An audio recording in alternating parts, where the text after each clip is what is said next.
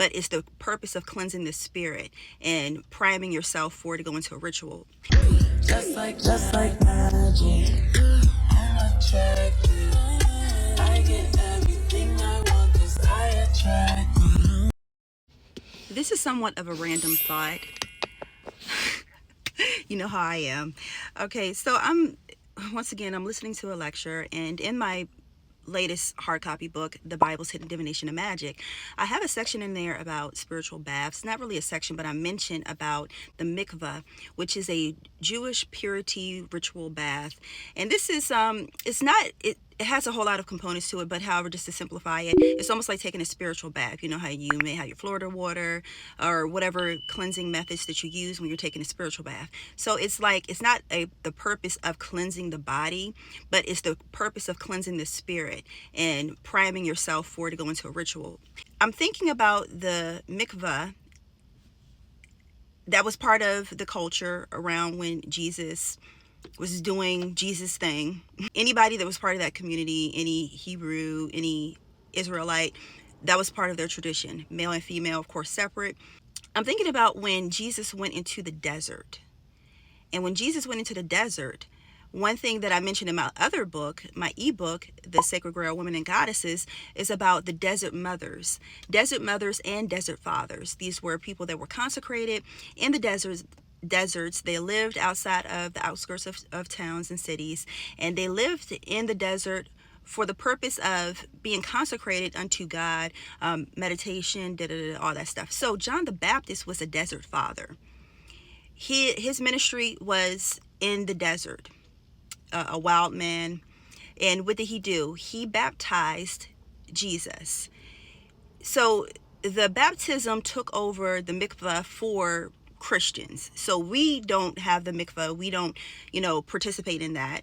However, like with Christians, they have the baptism. So instead of doing a purity ritual bath, spiritual bath, however often, I don't know if they did it once a month or I think so. I'll have it on the screen, the answer. But instead of having to do that, they replaced that with the baptism. The baptism is the mimic of the womb. So if you have my other book, the ebook, The Sacred Grail, I do talk about the baptism. The baptism is a mimic of a rebirth. That's why when people will get baptized, it's like they're reborn. They say, I'm reborn again. And that's like a ritual to denote and to celebrate your rebirth. When you are immersed in the water and you come back out of the water, you rise, you are born again. It's no different than a baby that is in the womb hidden, and they come out of the purified waters of the womb. And actually, as a side note too, in my ebook, I mentioned about how the amniotic fluid, all of the liquid and other fluids that are contained in the womb, and also the whole process of birthing, they use that in modern medicine. They use that in ancient medicine, but they definitely use it in modern medicine now. So with that being said, that this is a mimic of a ritual that happens when a child is born.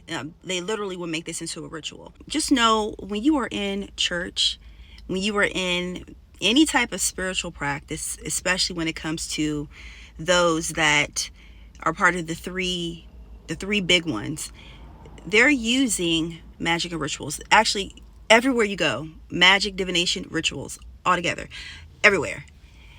If people say like, oh, magic, divination is evil, witchcraft is evil, just know that they are actually using it, but they may be too ignorant to even know that they're using it, that they're participants, that they're willing participants in these practices. Some of the symbolism. So the dove, that once Jesus was baptized and Jesus came out of the water, that the dove descended. So the dove represents love, peace, and beauty, and it is also an omen in Greek, Roman, and Christian, and even some Native American traditions. I do have a dove spirit animal video, I think about 2 of them, at least one of them, on my YouTube channel, FD1111 Ministries. But the dove is also related to the goddess Aphrodite and the planet of Venus. So this is divine feminine energy. So you think about the baptism of the breaking of the water is divine feminine energy with the Holy Spirit, because the dove represents the Holy Spirit in the Bible, like the presence of the Holy Spirit. Then you have the womb with the water and the rebirth, Mother Mary, all motherly energy, which is divine feminine energy. Another note, in Mesopotamia, it is linked to Inanna and Ishtar, representing love, sexuality, and war.